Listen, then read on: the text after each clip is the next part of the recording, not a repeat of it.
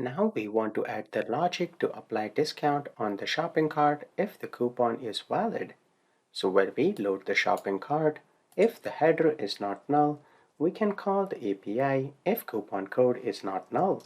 So here if not and string dot is empty or null, we have in cart DTO cart header dot coupon code. So if that is not empty, let's retrieve the coupon from the coupon API using the coupon service. So we will have to add coupon service with dependency injection. Once we add that, we'll scroll down and we can call await underscore coupon service dot get coupon. The response type will be the response DTO and we just need to pass the coupon code.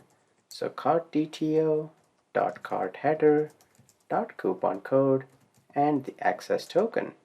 Then the response we will have to deserialize. So I can copy this, paste it here. We'll call this as coupon. And here we will receive a coupon object. Now the type that we'll receive here will be a coupon DTO. We do not have that in our main project DTOs. So in models, let's add a new class file. We'll call this coupon DTO, and what will be all the properties? We can copy them from the coupon service coupon DTO. So copy this and we'll paste them right here. So the type will be coupon DTO, and then let's examine the cart header DTO that we have. So inside our main project, if we open up the cart header DTO, we just have the order total. So one thing that we can do is directly alter the order total and subtract the discount. Or we can add more properties inside this header DTO.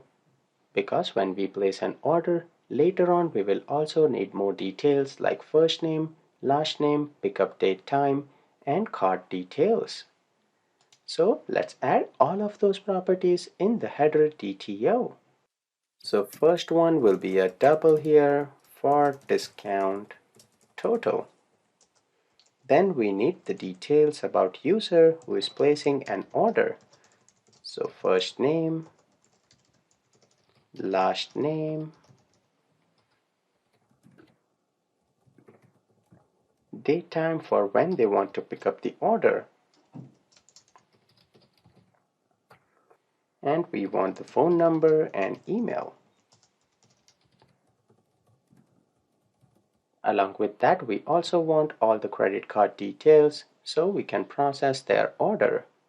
I know this is a cart header DTO, but we will be using the same DTO to submit the order. So that's why we added more properties so that we can reuse. Now, if according to your requirements you want to create a separate model for that, you can definitely do that for like order header DTO and create that. For our purpose, this is sufficient right now. So we will save this, go back to our cart controller, and here in our cart DTO.cart header, we have discount total, which will be inside coupon object. We have the discount amount. Then at the bottom, we are calculating the order total. Once we calculate the order total, we can say cart DTO.cart header.order total is minus equal to cart DTO.cart header.discount total. So with this in place, let's run the project and see what happens. Let me add a debugging point right here at the cart header so we can know what object was returned for the coupon object. Let's go to our shopping cart, and this time let me apply a valid coupon which is 10 off. And you can notice here that our debugger was not hit, which means the coupon was null and it did not reach our endpoint. So we can debug our base service, or we can directly open the Swagger documentation for coupon API. Let's try this out with the code 10 off. And we get an error here which is unable to resolve service type for mango.services.coupon API repository for the iCoupon repository. This means that we have missing configuration inside the startup class file of our coupon API.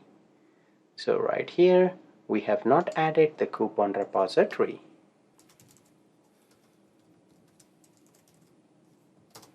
And I believe with this, everything should work. Let's run the application one more time. Let's first open the Swagger documentation for coupon and let's try this out. So we have 10 off.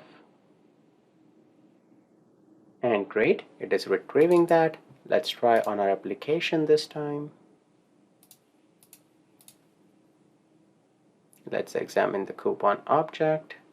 And perfect, that is working. Let's see the final result. The order total still displays 75. Let me refresh this and let me add a debugger right here. So order total 75, discount total is 0. Why is that? Let's continue and let me refresh once again. The discount is 0 here. It is not able to deserialize. Well, it is, but we have incorrect object. This should be coupon and not response. That is the culprit. So change that and everything should work. These are the small things that you will learn to debug when you'll work more with API and calling other microservices. This time, everything should work as expected. We don't need to apply a coupon. It will already be applied and you can see the order total is 65. With that, let me also display discount right below the order total if that is present. So we can just go back to the controller and let me open up the cart index view. Right here where we have the remove button and we display the order total. Let me check here if we'll say model.cartHeader.discount total is greater than 0. In that case, we will display a span, give it a class of text success, and we will display order discount. We will use the same string format, but we will display the discount total. Let me save this, go back and refresh, and perfect. This looks good. We have a mistake with success. Much better. If we remove the coupon, that will go away. So you can see our coupon logic is applied successfully, and now we are calling the coupon microservice from our main project.